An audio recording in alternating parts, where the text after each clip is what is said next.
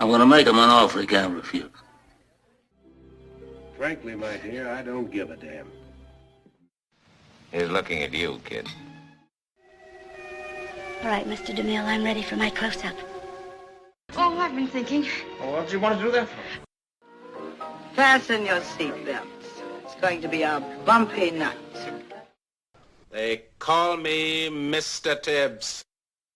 Welcome to 99 Years, 100 Films, the podcast where we look at every winner of the Best Picture Academy Award in release order and see why the film's so highly regarded. I'm Trey Hooks, and when I say we, with me as always is my co-host Blaine Dowler. Good morning. Good morning. How are you this morning? Oh, pretty good. Good. Yeah, how about you? Pretty well, actually. It's a nice Mother's Day morning as we record this.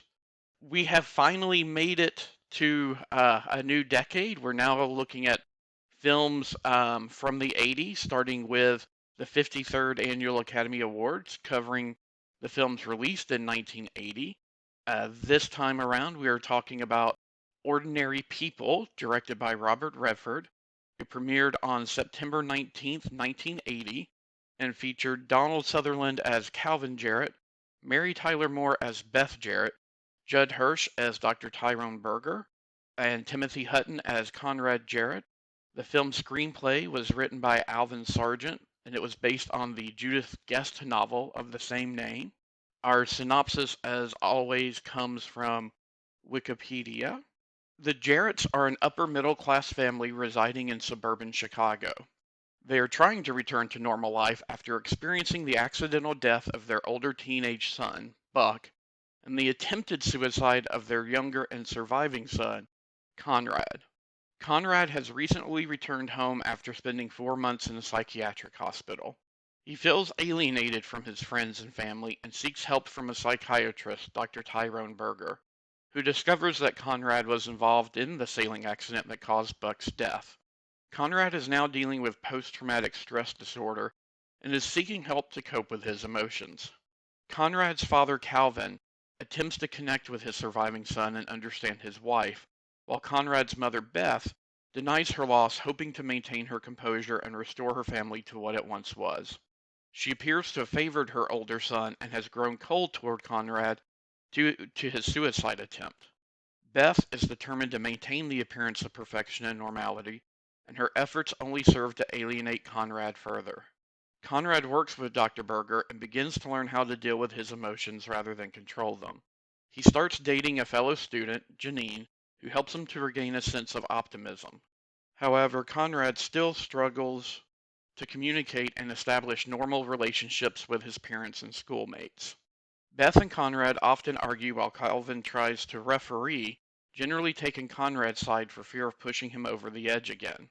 Tensions escalate near Christmas when Conrad becomes furious at Beth for not wanting to take a photo with him, swearing at her in front of his grandparents. Afterwards, Beth discovers Conrad has been lying about his after-school whereabouts. So, just a quick deviation from the synopsis here. Conrad was on the swim team and had decided to quit it and has instead been going to go see Dr. Berger. So that's what's meant by lying about his after-school whereabouts. Yeah, and it had been for a few months, and she found out from a friend instead. Right.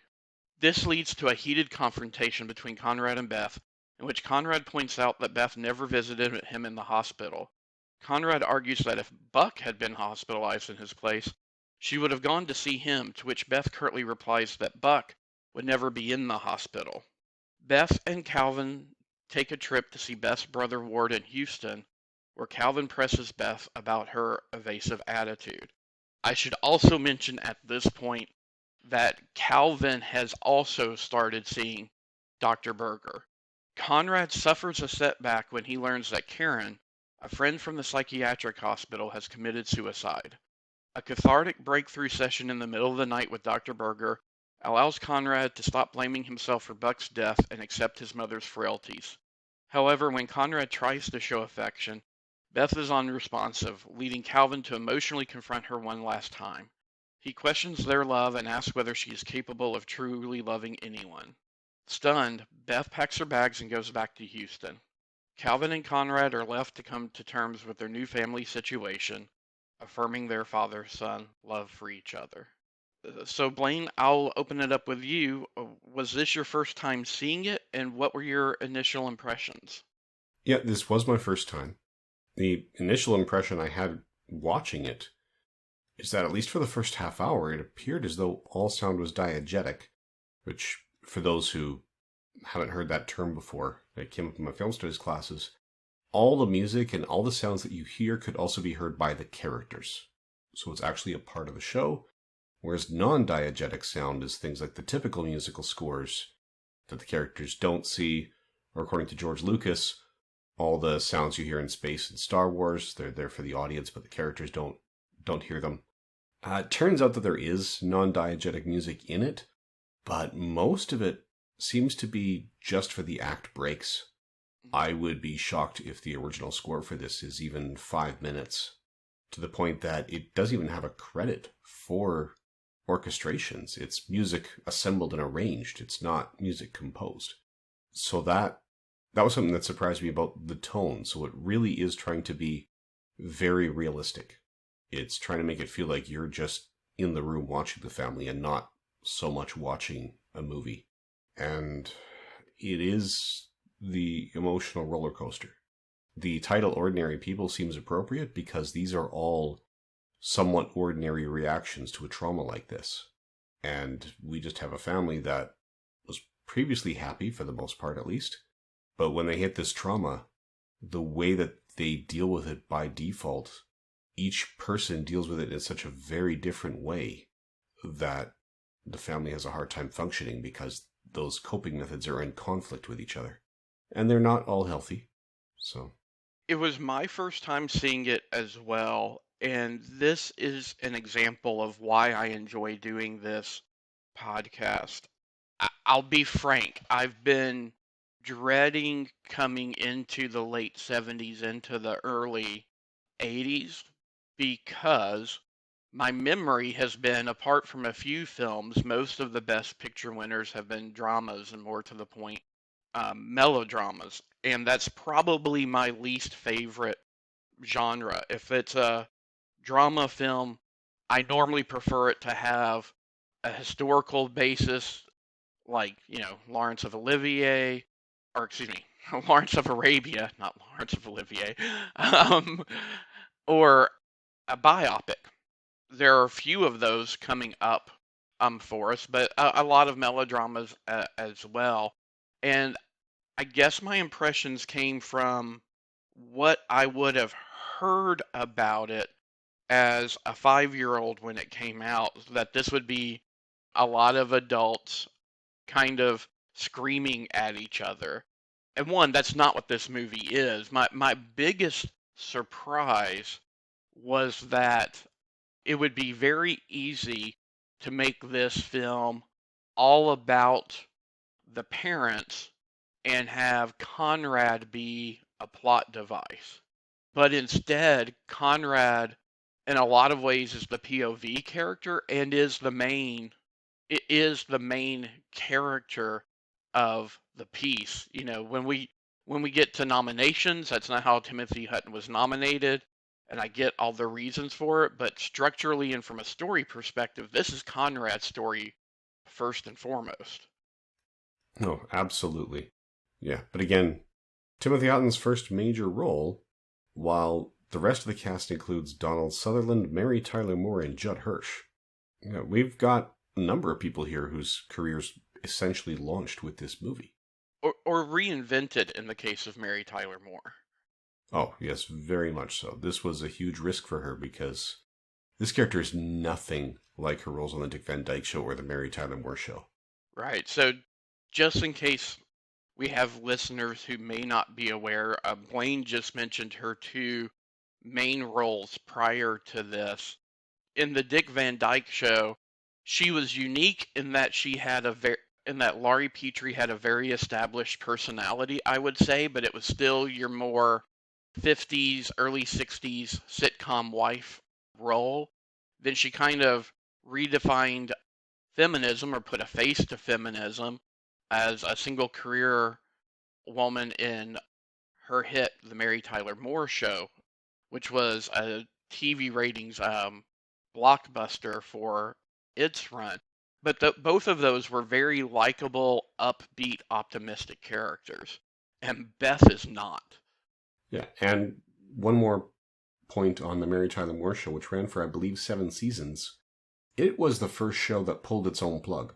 Most shows ended when they were no longer profitable, and sometimes they were able to wrap it up, like the original Fugitive series was given some made-for-TV movies after it was canceled to wrap up the story.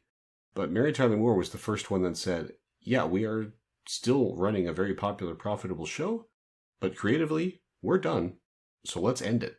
And that hadn't been seen before. And she plays a very fragile role here, and I don't want to say that it's a theme, and I'm interested in your thoughts as to whether it's misogynistic or not, but we have another kind of unlikable mother character in that, we very recently, it may have been the last one we've done, did Kramer versus Kramer.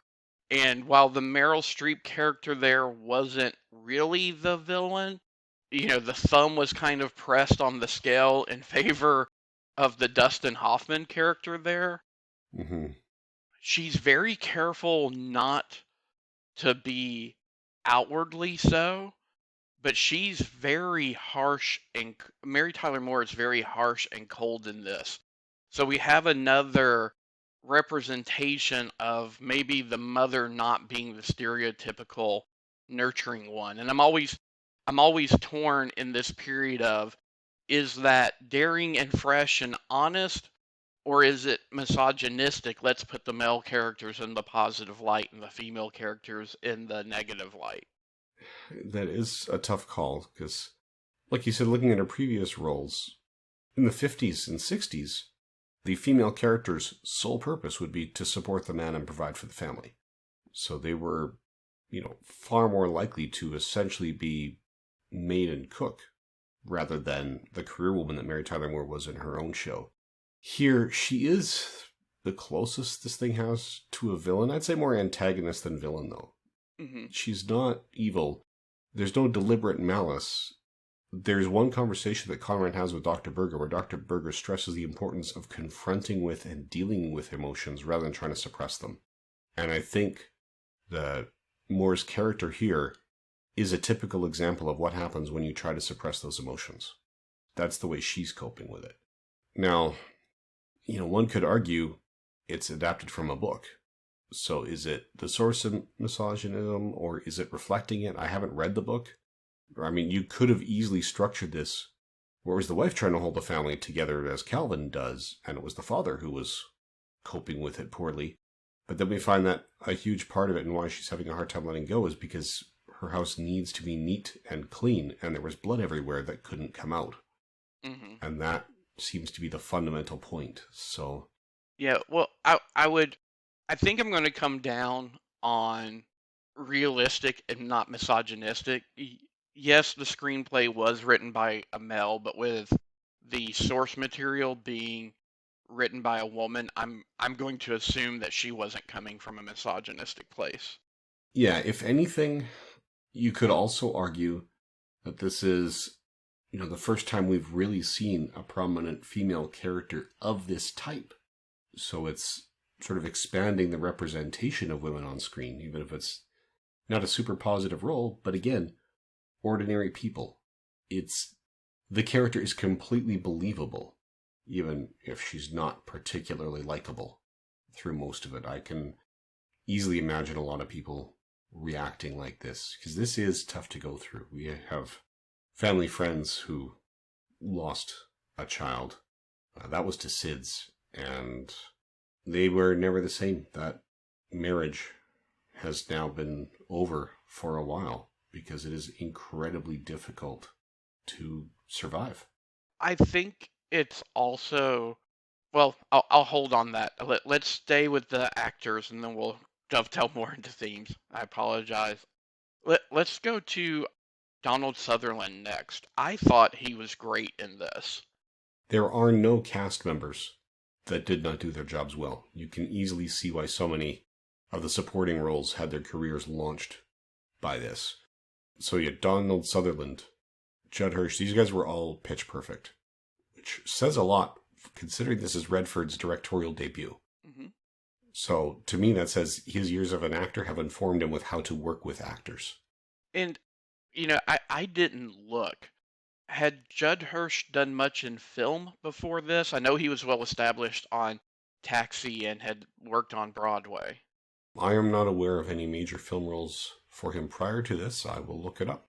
Because I could see this being a risky film to greenlight because you have one, I don't want to say one name talent, but you have one bankable film star to anchor your film around, Donald Sutherland. Because, at this point, he's done MASH, he's done Invasion of the Body Snatchers, he's done several films, right? You've got a first-time actor-director, and then 2 TV stars who possibly haven't done much in the way of film. And, well, if you include Timothy Hutton, 3 TV stars who haven't done anything much in the way of film. So I could see this being a daring thing to bankroll and produce. It could well be. Judd Hirsch, his first 2 roles were uncredited roles in Jump and Serpico. Okay. And then it was all TV work until he played Gruffo in King of the Gypsies in 1978. And then again, all TV until this. Okay. And this, he had to film quickly. He could only take this role on the condition that all of his scenes were filmed in 9 days to fit during the filming break in Taxi. Wow. They had originally reached out to Richard Dreyfuss Okay. to play the psychiatrist, but Redford called him and Dreyfuss answered the phone saying, "I can't talk to you right now, I'm having a nervous breakdown," and hung up. So, yeah, Hirsch was a bit of a last-minute replacement. They'd also cast Gene Hackman in the role, but then reshoots on Superman 2 produced a scheduling conflict, so he had to bow out. Yeah, so Judd Hirsch was a risk, but he also stepped in when they were really tight to get this done. And then other actors and actresses that were in this that aren't in the main cast, but that people will recognize. The girlfriend, Janine, was Elizabeth McGovern's first role while she was still studying at Juilliard. People of our age probably know her best from either We're Having a Baby with Kevin Bacon. Emmett Walsh is the swim coach, the great character actor. The kind of the lackadaisical drawl that he has, which is kind of his trademark. And I don't know if you've ever seen the Rodney Dangerfield vehicle Back to School, but he also plays a swim coach there, and there is a part of my mind that was trying to make the 2 characters the same swim coach, because he is essentially playing the same character. And then Adam Baldwin, which genre fans will probably best know as Jane from Firefly, is one of Timothy Hutton's schoolmates in the film. I don't want to call him a bully, but he's kind of the jerk who can't empathize or understand what Conrad's gone through, which leads to tension. He's the least compassionate of the friend group, for sure. Yeah. We also have Dinah Manoff as Karen. So she's only got one scene in this, probably best known for Grease, which had been about 2 years prior. Frederick Lang as Joe Lazenby. He's another one who was immediately recognizable, although I'm surprised to see him with this much hair. I was talking about him in a podcast I recorded yesterday because he shows up on Babylon 5 as one of the Rangers. James Sicking, we would know. He plays Ray, so one of the friends that they talk to at a party. But, he was Captain Styles in Star Trek 3, The Search for Spock. Mm-hmm. He was in The Pelican Brief, Outland, Fever Pitch. We're talking 159 IMDb credits. Yeah, if I'm remembering correctly, the role you're talking about, he's Calvin's business partner. Yes. Sorry, yeah. Oh, I think his biggest TV credit was Hill Street Blues. Could very well be, yeah. But yeah, a great a great cast. You mentioned the actress who had played Marty on Grease. She brings such a great.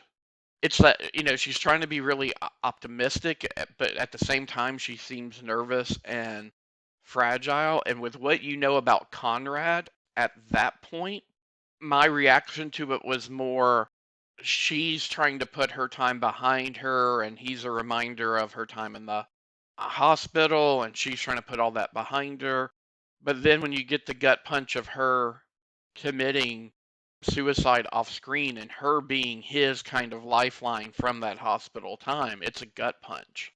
Mm-hmm. Yeah, it does definitely step up. And it is a bit of a shock there. One other cast member that I feel we should call out is Quinn Rediker. He plays Ward in this. Best known in acting circles for appearing on 221 episodes of The Young and the Restless. Mm. But we talked about him before because he was the writer on The Deer Hunter. Okay. So yeah, we've got some definite acting clout here. And again, I understand why this launched careers, because this is all about the performances. Again, very subtle score. Even then, when we do have non-diegetic music, it is rarely original. It's usually classical pieces that are appropriate. I think the only thing that might be original, there's a point in sort of the third act where there's 3 notes, or it's the same note played 3 times. Yeah, I just think it's very realistic, and it's all about the character pieces. It is, and there are some great themes here. Where I was going to go earlier is, as a parent of more than one child myself, there is that you love both of your children and you want to project that, you love your children equally, but sometimes you do find that there is one child who has more similar personality patterns or naturally gravitates to some of the interests that you do, to where it's not that you don't get along with one child, but you get along with another child just a little bit better. I don't know another way to put it, and that's that is kind of so. Yes, this is in a way about suicide and about coping with a traumatic event, but it is also about that reality that in families with, well, I won't even say families with multiple children, anytime you have more than 2 people in a relationship or in a family structure, there's always a chance that 2 out of the 3 click just a little bit better, and it leaves one feeling a little bit on the outside. So, I really liked that theme, even though it's handled subtly. Like, I don't think they ever hang a signpost on it other than Conrad projecting his feelings. I know there was kind of one hazy flashback of, I don't think you actually can hear what they're saying, but Buck talking and Beth just kind of laughing her head off at whatever he's saying. But there is that sense that Beth definitely favored Buck over Conrad. And I do kind of wish that there was a little bit more of Buck so that we could see what's rose-colored glasses and what's not. My read, and you could tell me if you have a different one, Blaine, but my read is I get the sense that it was Buck's idea to be out on the boat that day, and that Buck was probably more at fault in the accident than Conrad was. And we see that it's not that Conrad failed Buck, but it was Buck who couldn't do what needed to be done to help them stop from capsizing, and it was Buck who couldn't hold on and who let go. And, Conrad's big epiphany is, this wasn't my fault. There was nothing else that I could do in that moment, and he has to forgive himself. And, it's something that Beth will never be able to do, but I think part of that is Beth assumes that Buck did everything correct, that this is all about Conrad's failing. So I'm kind of interested in and your read on that? Would you have liked to have seen a little bit more of Buck to kind of see what the reality was versus Beth's perception? Did you have the same impressions of what we see of the boating accident? Yeah, I definitely have the same impressions.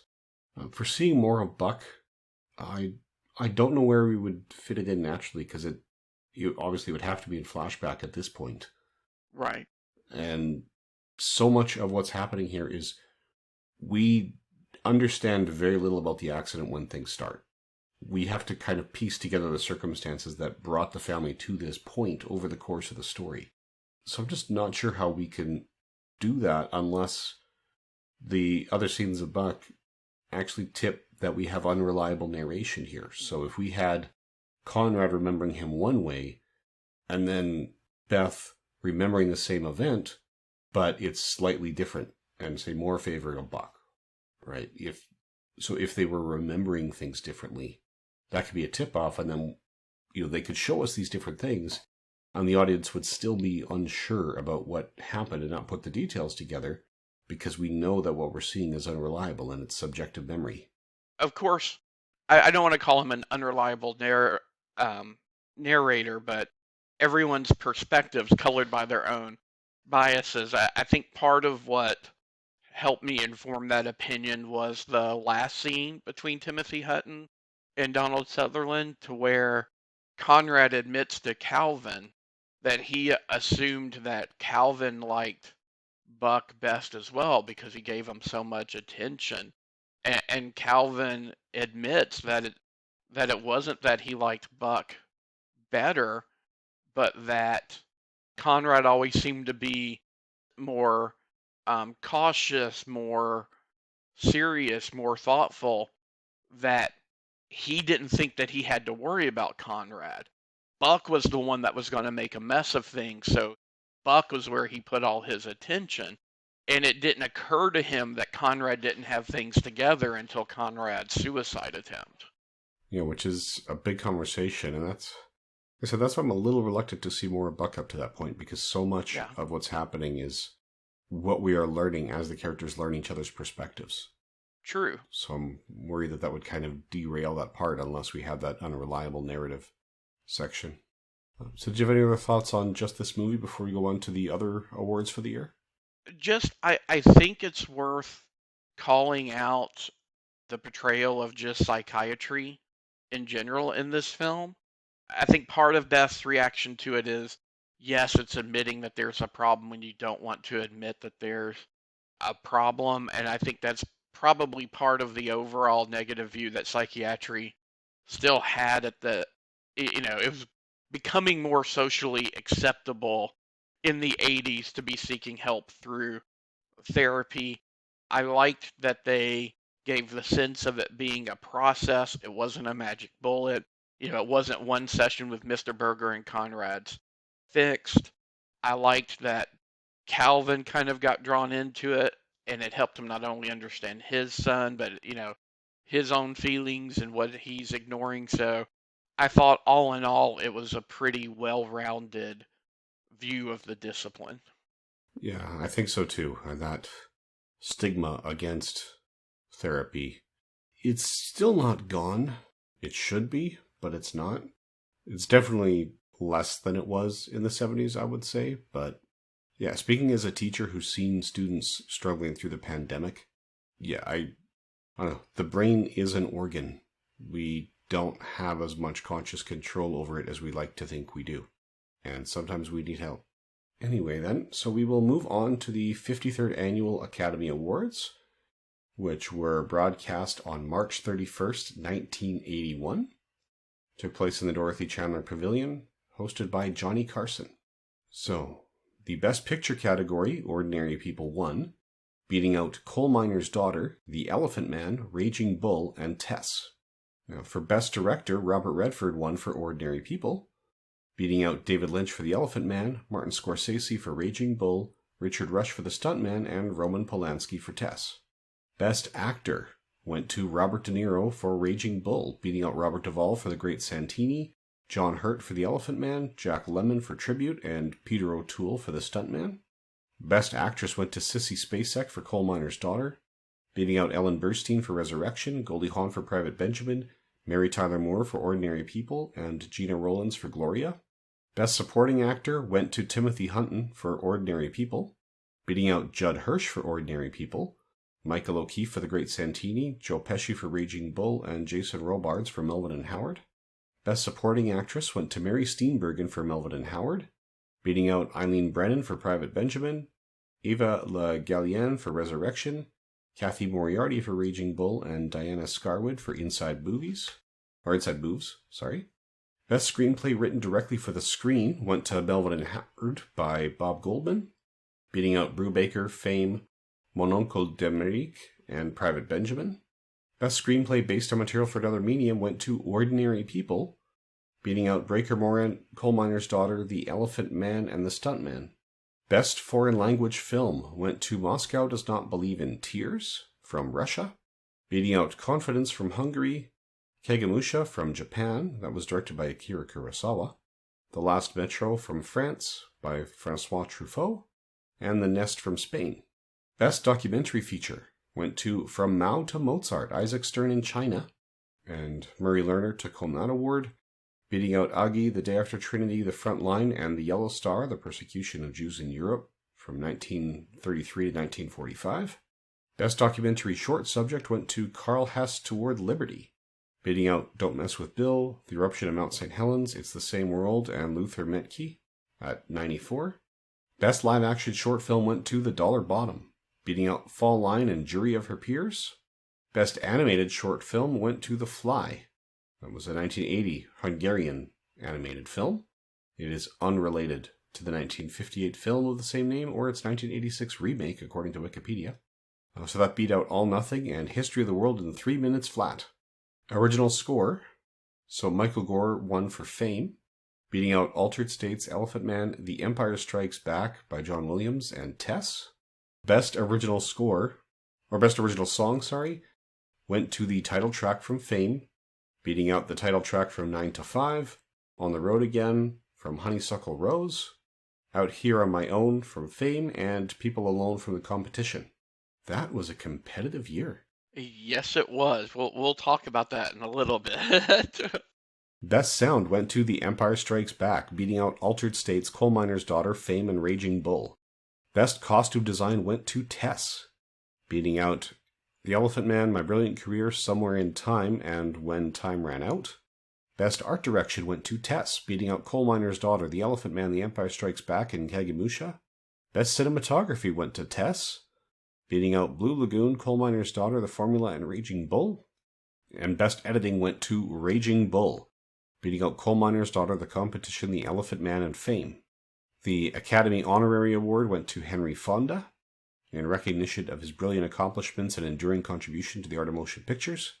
And the Special Achievement Award went to Brian Johnson, Richard Edlund, Dennis Murin, and Bruce Nicholson for the visual effects of The Empire Strikes Back. There was no makeup award at this time. This is the last year without one because of the outcry for The Elephant Man not taking home a special award for makeup. So after this, they made the category. Now, films with multiple nominations.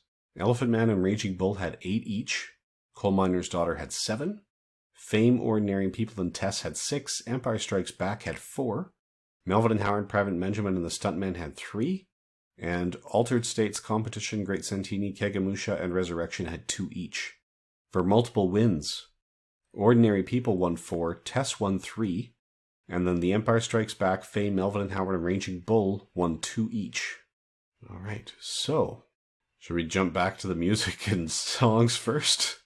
Well, I would say yes.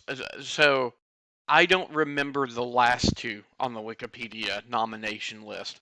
I know for a fact Fame, 9 to 5, and On the Road Again were all like Billboard charting singles, with 9 to 5 and On the Road Again getting crossover pop play from country, which was, it still is a huge genre, but was, particularly strong in this period.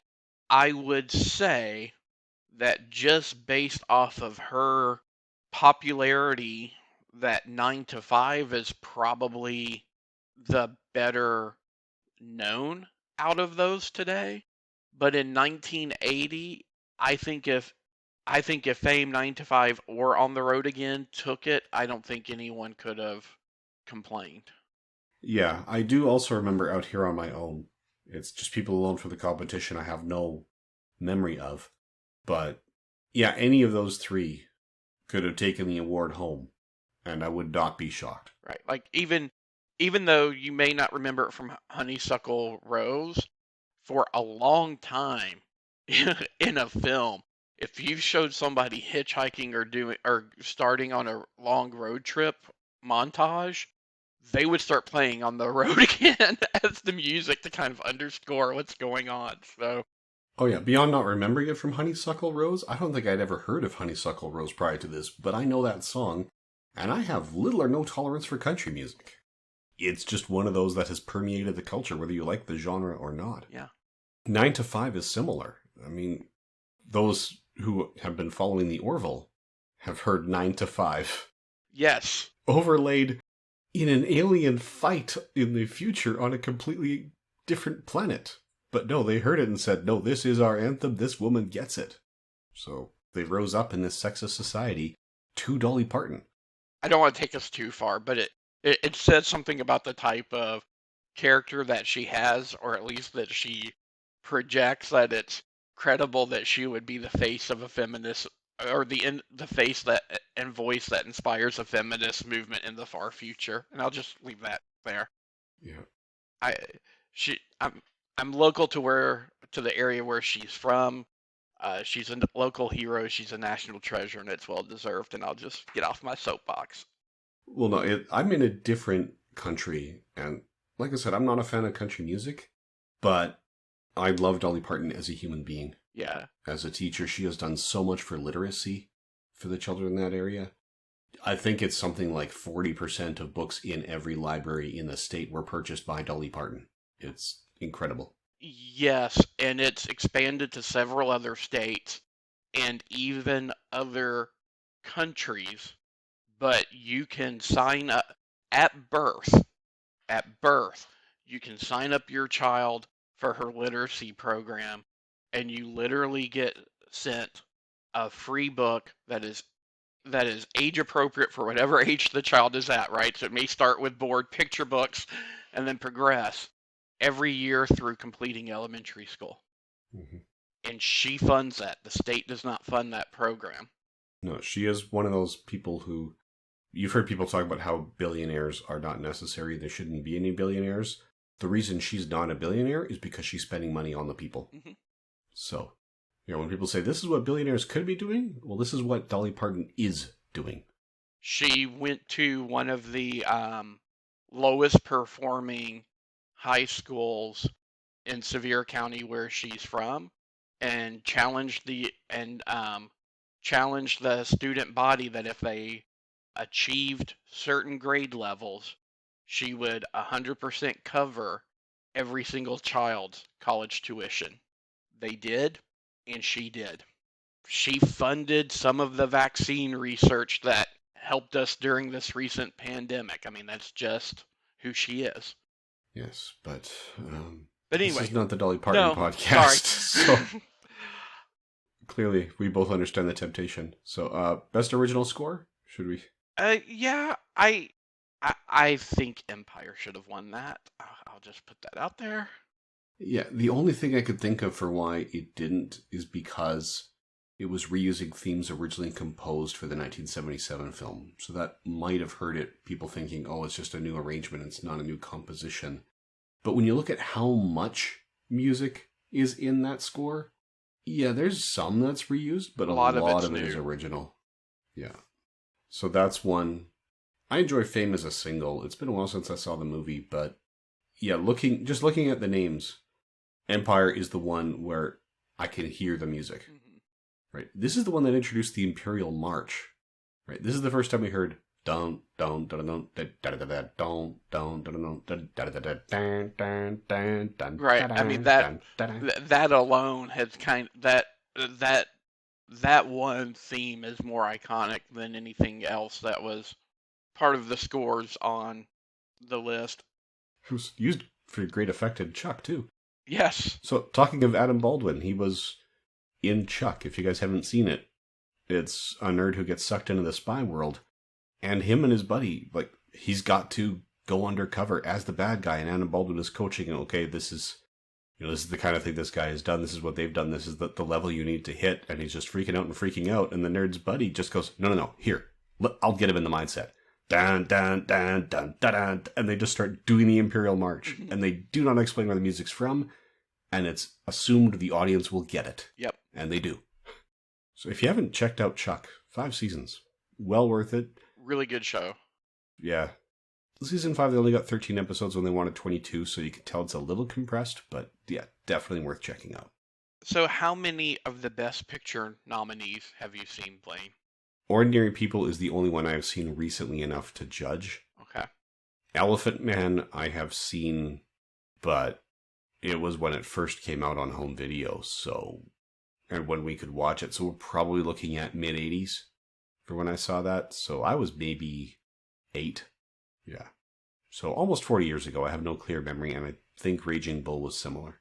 Raging Bull is why I asked, in some conversations we've had with frequent guest host Paul Spataro, he often goes to this year as an example year of when the Academy kind of started to go astray in terms of its nominations and its wins. And sight unseen, I would have backed him all day, every day. Having seen Ordinary People, and I've watched Raging Bull within the past year, I think my personal preference, because as I stated up front, a biopic will draw me in typically better than a melodrama piece, but this is so well done. I would have no arguments if Raging Bull won and Martin Scorsese won Best Director, but I can't definitively say the Academy got it wrong this year. This is a really... Ordinary People is an exceptional film. So I have no beef with the Academy nominating it and giving it the award, or Robert Redford for director. But I would be equally happy with Raging Bull and Martin Scorsese winning. Okay. Again, yeah, I can offer no opinion because I haven't seen others recently enough. Aside from saying I'm happy Tess didn't win, because of my personal issues with its director, Roman Polanski, had it won, this podcast wouldn't exist, because I would not own that film. And Timothy Hutton, it's worth calling out, did win for Best Supporting Actor. Judd Hirsch was also nominated. Mary Tyler Moore was nominated for Best Actress. Again, brand new young star. Get why they pushed him for supporting instead of Best Actor, but just based off of how the story is structured, the part could easily have been a Best Actor role. Yeah, looking at the Best Actor nominees, it would have been really tough for someone coming in for the first time to compete with Peter O'Toole, Jack Lemmon, John Hurt, Robert Duvall, and Robert De Niro. So Best Supporting Actor was good for him because he actually took home the award, which has a big impact on your asking price for the next movie you're hired to do. Right. I don't see him. While the part was worthy of a Best Actor nomination, he wouldn't have won. Not with that competition for those parts. No. So like I said, it's best for him in the end, even though it's not a good fit for the actual role. So we go on to the Golden Globes? Yep. All right, so the Best Picture in the Drama category went to Ordinary People, beating out Elephant Man, Ninth Configuration, Raging Bull, and The Stuntman. Comedy or Musical went to Coal Miner's Daughter, beating out Airplane, Fame, The Idolmaker, and Melvin and Howard. I am going to call out the Golden Globes on cowardice on this one. I argue Coal Miner's Daughter is not a musical. It is a biopic about a musician, but the songs in that movie are not thematic and do not move the story forward. Okay. So I argue that it's a musical. Sorry, I get passionate about that.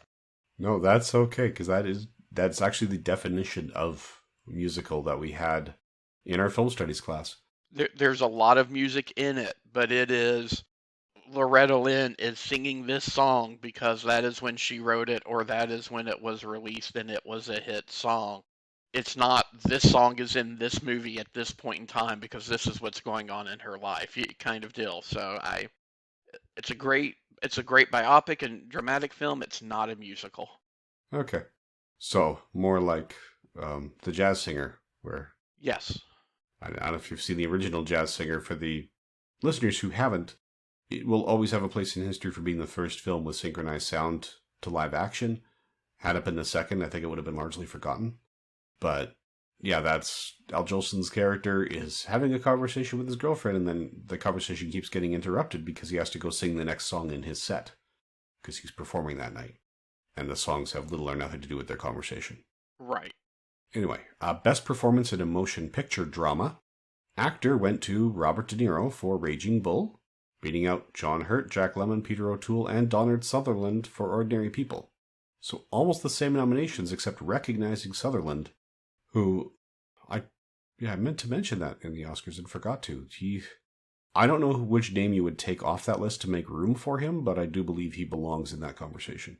Here, they took Robert Duvall off the list. So he was nominated for the Oscar, but was not nominated here for the Golden Globe. Yeah, but still, it's a tough category this year. Actress, Mary Tyler Moore won, beating out Ellen Burstyn for Resurrection, Natasha Kinski for Tess, Deborah Raffin for Touched by Love, and Gina Rollins for Gloria. Best performance in a motion picture musical or comedy went to Ray Sharkey for The Idolmaker, beating out Neil Diamond for the remake of The Jazz Singer, now that we mention it, Tommy Lee Jones for Coal Miner's Daughter, Paul Le Mat for Melvin and Howard, and Walter Matthau for Hopscotch. Best Actress went to Sissy Spacek for Coal Miner's Daughter, beating out Irene Cara for Fame, Goldie Hawn for Private Benjamin, Bette Midler for Divine Madness, and Dolly Parton for 9 to 5. We've already gone off on that tangent. So, Best Supporting Performance in a Motion Picture, Drama, Comedy, or Musical. Supporting Actor, Timothy Hutton took that home again. And again, I suspect he was submitted as supporting to give him that shot that he would not have had in the extremely competitive acting category.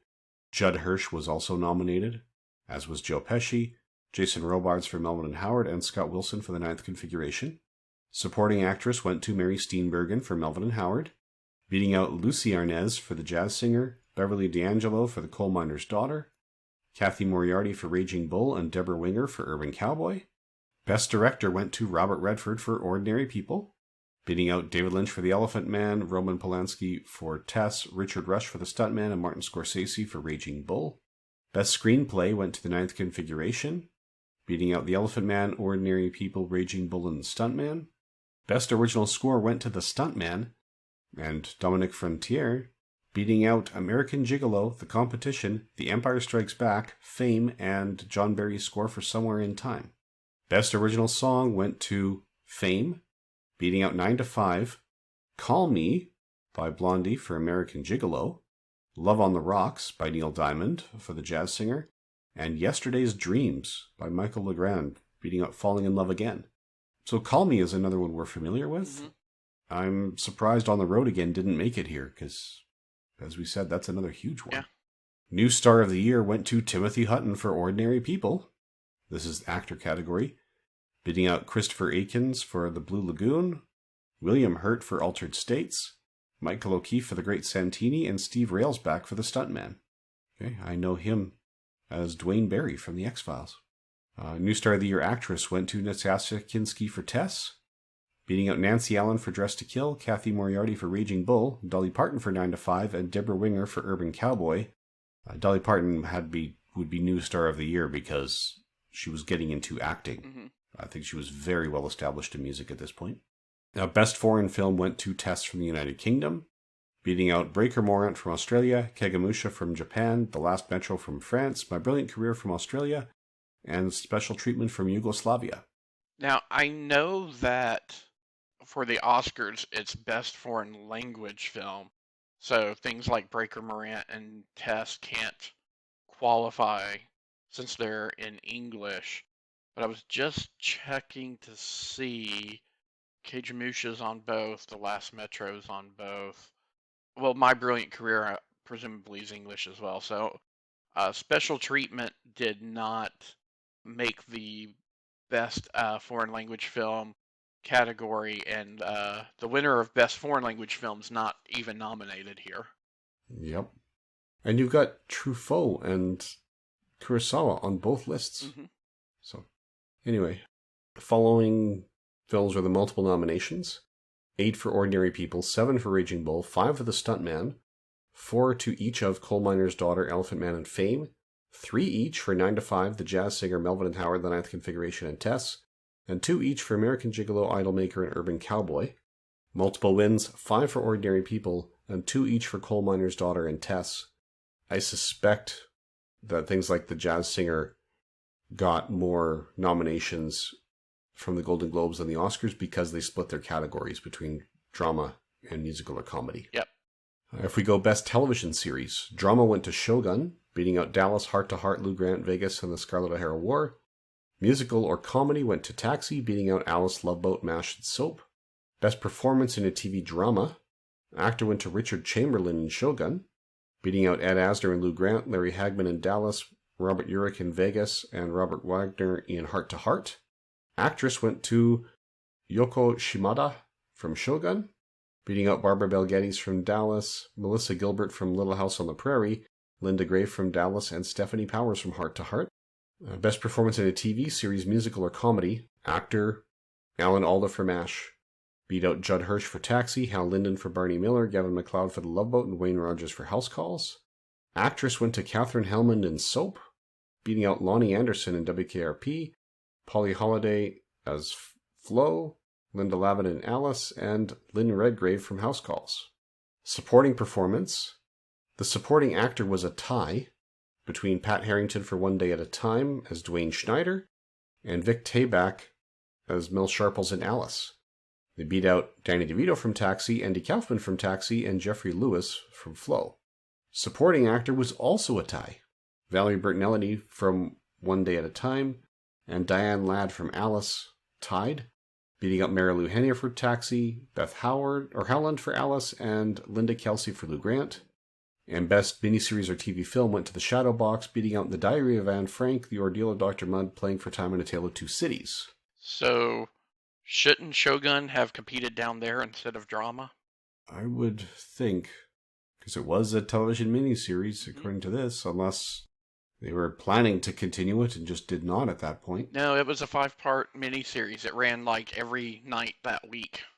Okay, yeah, so that's where it should have been submitted, but they went for it and they won. So, multiple nominations. Taxi got 5. Alice and Dallas got 4 each. Lou Grant and Shogun got 3 each. 2 each for Flow, Heart to Heart, House Calls, The Love Boat, and MASH, One Day at a Time, Soap in Vegas. And the multiple winners, Shogun got 3, Alice got 2, One Day at a Time got 2, and the Cecil B. DeMille Award went to Gene Kelly. So, interesting that the 2 sitcoms that got multiple wins are where the 2 sitcoms tied each other in the 2 categories. Yeah. With the bifurcation that the Golden Globes does, you sometimes see interesting things that you would never see in the Oscars. So, for example, Airplane being nominated for Best Comedy or Musical. There is no world in which Airplane would ever win an Academy Award.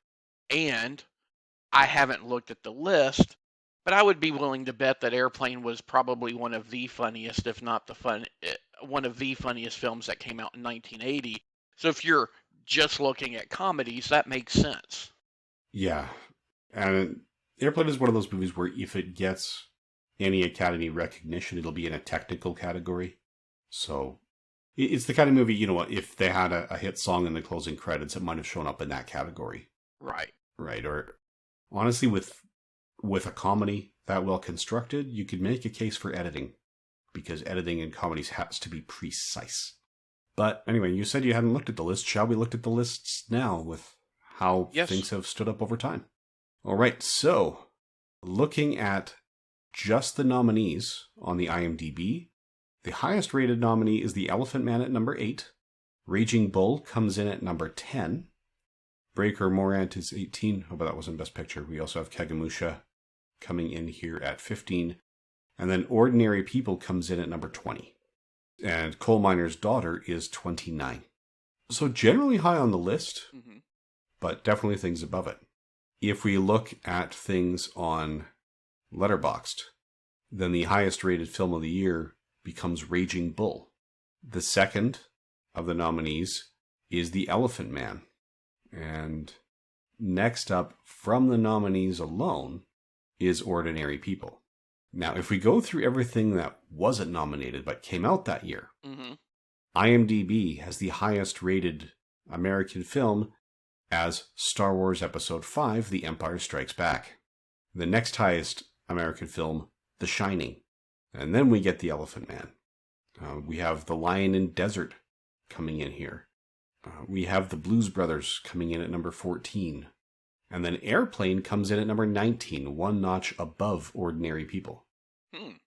So Letterboxd actually has the supercut or the mini-series Carl Sagan's Cosmos as the number one for the year. The highest movie from any country is The Empire Strikes Back. And then we have The Shining coming in at number 5. And other notable English language films, or Kagemusha's not English, but that is also up here above anything else that won. And then we have The Shining also coming in above Ordinary People, which is actually one spot below The Blues Brothers. So Ordinary People is 47th on the list, Blues Brothers is 46th, Shining is 38th. Above and beyond, don't want to outright call it a bias, but above and beyond the Academy not really paying attention to genres like horror, I think to get The Shining on more than a surface level, you have to sit with it for a while. So I could see that being part of the reason, above and beyond the auteur status of Stanley Kubrick, I could see that being the reason why it's higher placed today than maybe it would have been in 1980. Maybe, but it still looks like we're in a year where the nomination list was incomplete. Not as dramatically as 1968. Right. But I just mean things like realizing that the layout of the Overlook doesn't make sense, and that's intentional, and picking up on some of the ticks and cues of some of the different people. I don't know that people put as much into the critical analysis of some films 30, 40 years ago as gets put into it today. Perhaps is what I'm saying, and that hurts some things. I will say, this might end the podcast here, I will say that while I recognize the place The Empire Strikes Back has in the hearts of a lot of genre fans and a lot of Star Wars fans, was it literally the best movie that came out in 1980? I don't think so. Some of that's probably my personal preference. I don't think it's the best film out of the original trilogy. I think it is when you view all three of them as a continuing narrative, but I think it suffers from being part of a trilogy, in that if you just plucked it out and showed it to someone as a standalone film, I don't think that it holds up as well. So I think it deserves a lot of praise. I think it's a great film. Could I say Empire Strikes Back should have been nominated for Best Academy or Best Picture? I would say no, because to me it doesn't stand on its own as a film. I would say the only Academy Award Empire deserved and did not win was Best Score. Yes. And there it was at least nominated. I will say, of the 12 theatrically released Star Wars films we've got so far, at least at the time of this recording, we've just heard there's more coming, but there's the 11 live action and there's the animated Clone Wars theatrical release that turned into the pilot of that series. Of those, Empire's the most entertaining, but Star Wars from 1977 was the only one innovative enough to be part of that conversation for Best Picture, as far as I'm concerned. Yeah, I think objectively, Star Wars is the most innovative, and to me, I give it best nostalgia goggles. I was 5 when Empire came out. I did see it at the theater. I have vivid memories of seeing it. One of the stories that my father often told up to his passing away was he was taking me to go see it. It was one of the first films I had been taken to the theater to see. It was the first time he and I were going alone, kind of as a father-son, to see a film. We had stopped by to visit his parents at work because they worked together, and we were running a little bit behind, and he got pulled over by an officer for speeding, and he thought that he was about to get out of the ticket when I leaned out the window and said, "Can't you hurry up? We're going to be late for the Star Wars movie." And that kind of sealed the deal for him getting the ticket. But when Return came out, I think I was 8, and I was that perfect target age. I saw it multiple times, so I imprinted more on Return of the Jedi than Empire, so I have kind of nostalgia goggles for that one, so to speak. But to me, Star Wars was the biggest contender for Best Picture. I agree with you there. And like I said, Empire's not bad. I'm not denigrating Empire. It is a great bridge. It deserves the reputation it gets by kind of building suspense, by putting all of the leads in jeopardy and leaving you kind of, hanging on them in jeopardy. But like if I was going, I would never show someone new to Star Wars Empire first. Yeah. Yeah, I would agree with that. You could make a case for episode 1, but I would start them with episode 4 and mostly go in chronological order. The only deviation might be, actually, even with when I showed my wife to it, because she spent over 30 years of her life in Vietnam. She came over, maybe a decade ago. So there's a lot of North American pop culture she'd never been exposed to. She'd never seen a Star Wars film. And we started going through them in release order. We saw 4, 5, 6. She hasn't seen 1, 2, and 3 yet. And then she's seen 7, 8, 9 Solo. And we haven't seen Rogue One yet. But Rogue One is honestly the last one I'm excited to show her, because she's not super into science fiction, so we'll get around to it. But she likes some of the stars that are in it. Mm-hmm. But yeah, looking at this year, I won't judge how they did on that nomination list, because as I said, I've only seen a few of them. But to me, The Shining should have been on the list. I just don't know the films well enough to say what I would have bumped to make room for it. Oh, come on. Let's be honest. We know what we would have bumped to make room for. Oh, well, no. Hold on. Let me make sure I'm talking about the right. I was looking at the Golden Globes. I'm sure you would be comfortable if Roman Polanski got bumped. Yeah, I was just thinking of going, yeah, I'd probably, sight unseen, I could bump Tess. Tess is, and again, we're talking, 43 years on. I was 5, and I would not have been the target audience for any of these films.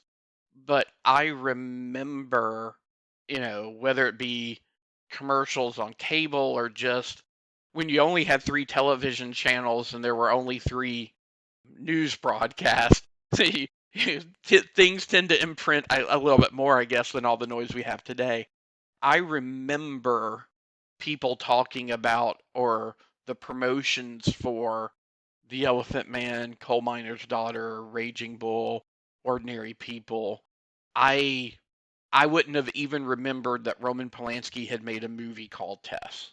And that's not even a Roman Polanski is a bad person, boycotting Roman Polanski. I remember he made the Fearless Vampire Hunters, or whatever it's called. I don't remember that he made a film called Tess until today. So I think that's a safe one to drop. Okay. So who would you recommend this to?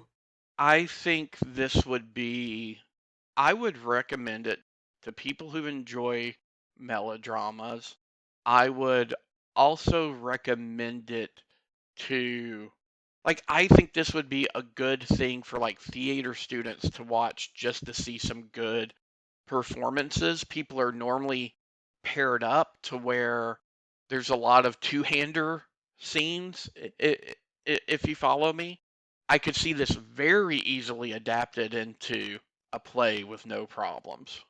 Yeah, you might have to relocate some of the conversations just to limit the sets so it works in a play, but yeah, the actual structure works very well.